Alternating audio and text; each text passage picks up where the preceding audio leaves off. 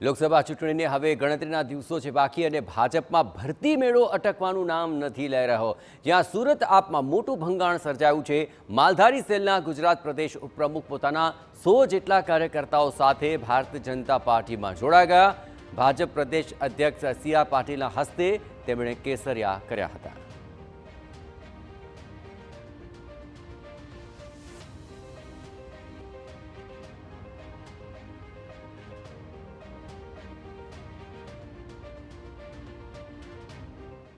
અત્યારે हाल में विधिवत रीते सी.आर. पाटील साहेबना हाथे अने संगठनना हाथे मैं अत्यारे हाल भाजपमां जोइनिंग कर्युं छे अने एमां मारी विचारधारा हती के संगठनने मजबूत करवा माटे अने लोकोना प्रश्नो अने लोकोनुं काम थाय एना माटे मैं अत्यारे हाल बीजेपीनो जोइन करी छे अने भारतीय जनता पार्टीनी अंदर हुं तन मन धनथी सेवा करी।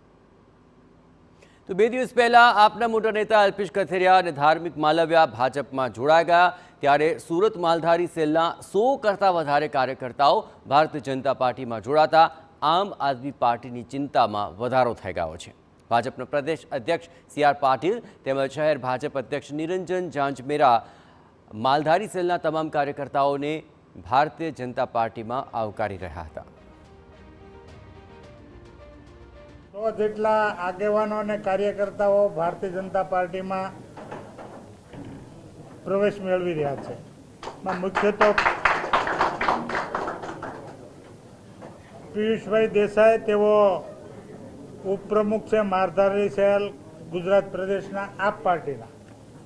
કાનાભાઈ મકવાણા મહામંત્રી સુરત જિલ્લા માલધારી સેલના। ફુલાભાઈ દેસાઈ મહામંત્રી સુરત જિલ્લા માલધારી